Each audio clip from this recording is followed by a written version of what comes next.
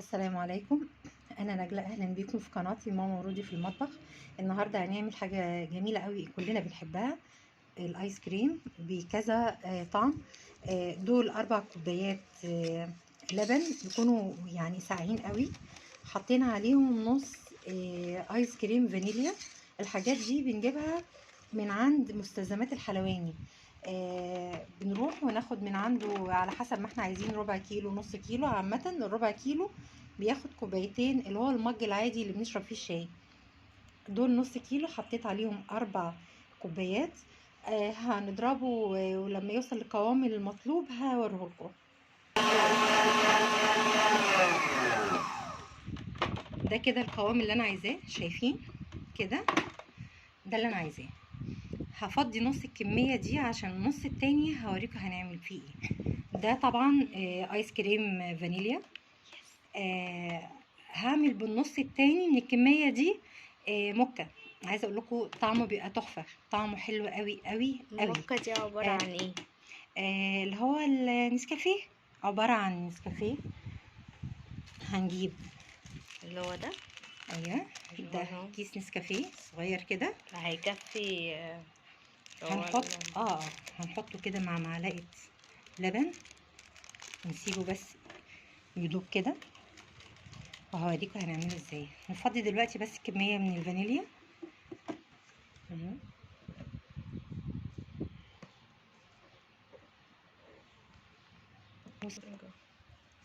كده ده نص الفانيليا، الكميه اللي انا عملتها او اكتر من نص شويه. وده كده شايفين كيس النسكافيه، انا بدوبه في شويه لبن صغيرين. طبعا ده للي بيحب النسكافيه وبيحب طعم القهوه، وانا بعشقها. واحطه كده هنا بس مش كيس قليل. لا مش قليل خالص، هو حلو. انا عملته قبل كده بصراحه، كان ممتاز، طعمه حلو قوي ورائع كده. بس انا مبشوفش في المحلات يعني ايس كريم موكا. لا في بعض المحلات اللي هي كمان المحلات الكبيره بتعمله بلبن. مش عارفه بلبن عنده ولا لا، بس انا اكلته قبل كده من بره. انا لو عندي شويه كريم شانتيه هحط قيمه معلقه اهو بودر كده، معلقه معلقتين. ده اختياري. لا مش اختياري، لو عندنا يبقى احسن. اجباري. ولا اجباري. امال. عادي، علشان يديله قوام اكتر ويديله طعم احسن. هنقلب ونرجع لكم.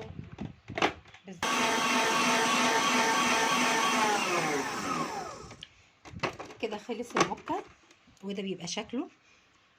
بس باين ان هو ابيض.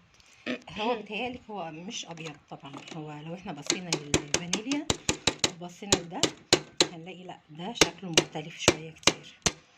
ماشي، شكله اوف وايت او يعني اغمق كمان من اوف وايت شويه، فانيلا لاتيه. اوكي. يلا نفضي كده. تعالي انتي من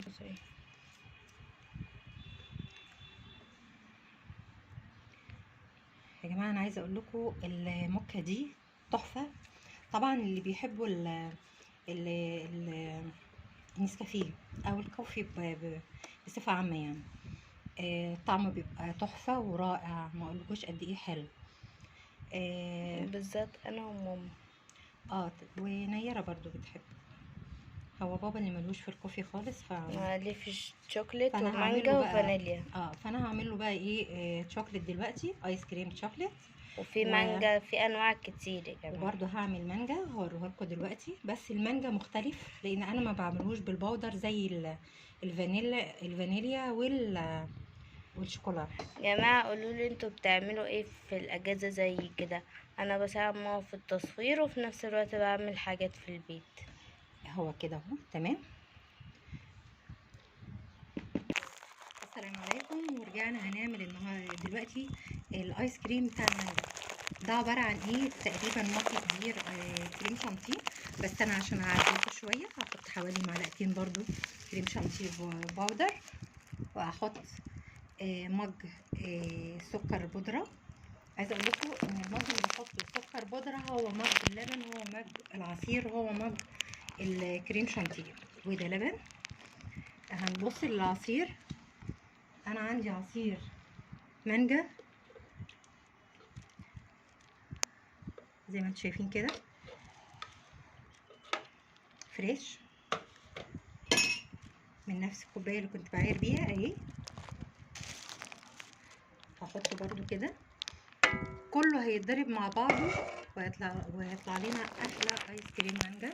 وهقول لكم هنعزز الشكل بتاعه ازاي.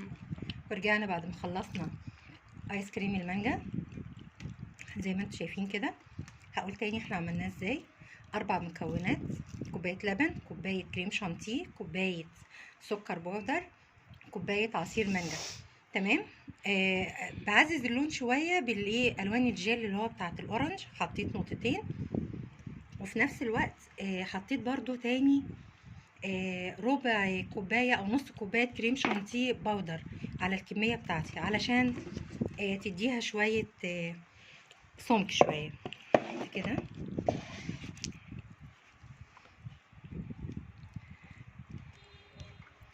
دي الكميه اللي ايه من 4 كوبايات.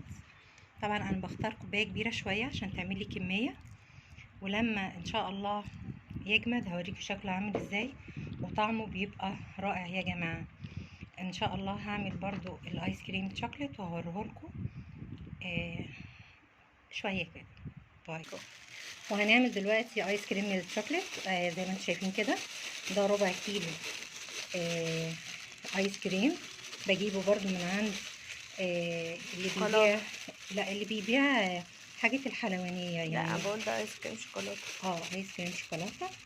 بحطه على كوبايتين لبن. ده مفيهوش اي حاجة زي الفانيليا الموكا، بس بضيف عليه اللي هو نسكافيه.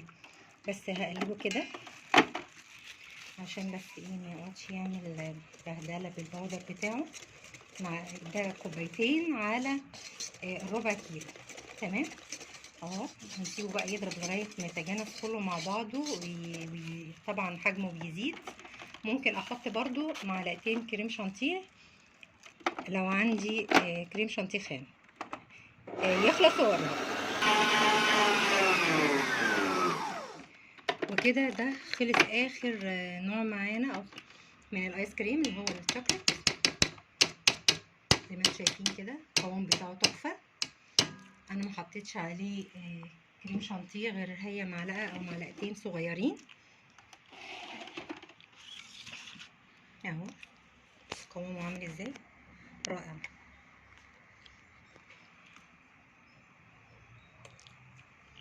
ده من ربع كيلو. بنروح عند الراجل بتاع مستلزمات الحلواني وبنجيب من عنده البودر بتاعه الايس كريم، وبنحط معاها الربع كيلو كوبايتين لبن وبس، مفيش اكتر من كده.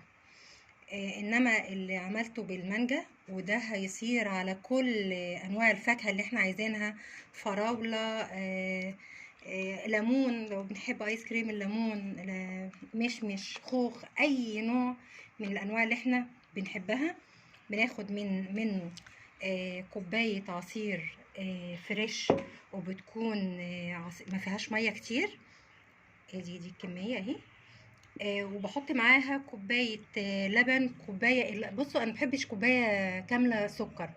انا بحب ايه يعني كوبايه الا ربع سكر عشان مبقاش مسكر قوي. وادوق لو حسيت ان هو محتاج سكر ممكن ازود واحنا بنعمله يعني. يبقى كوبايه لبن، كوبايه عصير فريش، كوبايه كريم شانتيه، كوبايه سكر. ده بالنسبه للفواكه اللي احنا بنحب نعملها. تمام. هخلص بس كده واوريكم كل اللي انا عملته بقى المجموعه كلها مع بعض، وان شاء الله تعجبكم وتعملوها ويبقى حلو قوي معاكم. السلام عليكم. ورجعنا بعد ما خلصنا الايس كريم اللي احنا عملناه النهارده. ده ايس كريم الشوكولاته، وده المانجا، وده الموكا. تحفه يا جماعه والله. والايس كريم الفانيليا. عايزه اقول لكم ان يعني الكميه دي هتقعد عندكم ما شاء الله. لو عملتوها هو تعب يوم واحد بس هيقعد عندكم ايام كتير، والاولاد في البيت هيبقوا مبسوطين. حتى لو جالكم ضيوف ممكن تقدموا منه. طبعا هو لما يخش بقى الفريزر يعني اما يتلج نص تتليجه كده نطلعه عشان يبقى فيه المطه الحلوه بتاعه الايس كريم.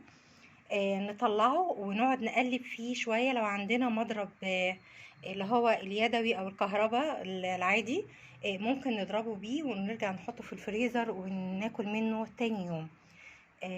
جميل جدا، وان شاء الله يعجبكم. بألف هنا وشفا. باي باي.